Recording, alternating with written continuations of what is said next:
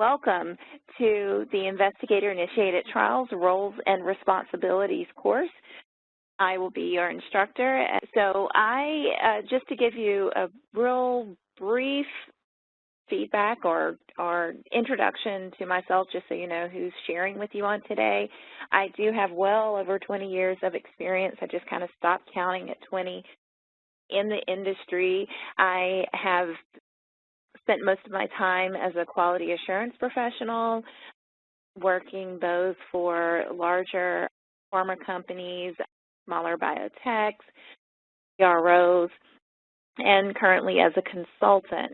I've been doing this for a while and seen a lot of different types of scenarios where we are able to conduct clinical research, with the investigator-initiated trial being one of those. So let's go ahead and get started and talk more about that on today.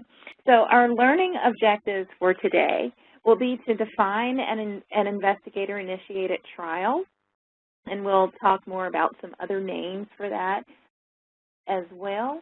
We will also review the applicable federal regulations for those IITs, including the sponsor and investigator responsibilities, because a person would have to follow both.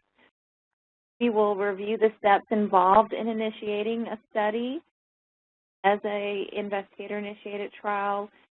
We will also identify essential documents, which are commonly called a trial master file, once those are compiled, and about the DIA-MF reference model, and how to remain audit ready.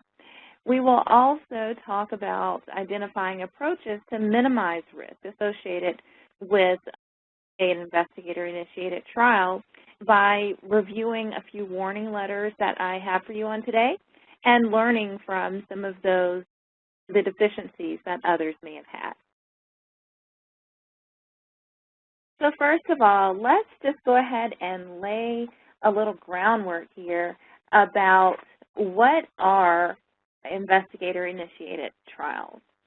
So first of all, when we talk about investigator-initiated trials, there are different terms that you may hear to refer to what we are calling in this class an investigator-initiated trial, or IIT. You may also hear the term investigator-initiated study, or IIS. You may also hear the term investigator-initiated research, or IIR. All of those are referring to the same thing. They're all referring to a scenario where a clinical trial is being conducted by an investigator who is also serving as the sponsor. In this case, the investigator will conceive the research, they will develop the protocol, and they will also initiate and conduct the clinical trial. They will either do this alone or they will do this as part of a team. And we're going to talk in a moment about how that can look in different ways.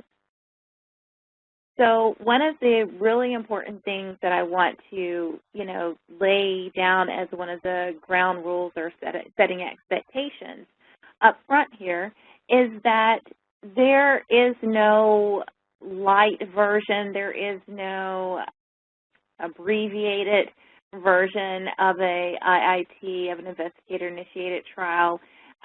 Whenever you take on both responsibilities, which that can be pretty heavy, you have to follow all the rules.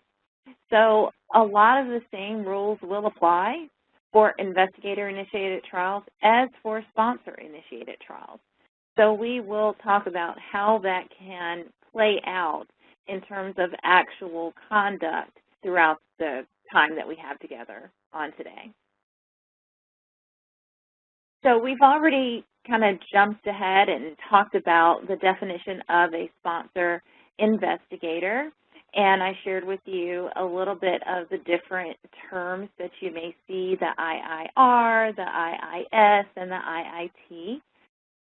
So the regulatory authorities, which is where we want to go to, looking at their definition, define a sponsor investigator as an individual, organization, or institution assuming responsibility for the initiation. So that's where we were talking before about conceiving that idea for research and starting it off, the actual conduct of the clinical research, the management and or financial support of that clinical trial. And we can also find a reference for the definition of a sponsor investigator in 21 CFR 312.3. So this is the section of your regulations that goes through definitions and interpretations, and you will find that this is listed in alphabetical order. And I'm looking at it now, and it says a sponsor investigator means an individual who both initiates and conducts an investigation and under whose immediate direction the investigational drug is administered or dispensed. The term does not include any person other than an individual. So you cannot be and we'll talk about this as well, you cannot be a company and call yourself a sponsor investigator. If you are a company, then you're a sponsor. So this is referring to an individual. The requirements applicable to a sponsor investigator under this part of the regulations include both those applicable to an investigator and a sponsor.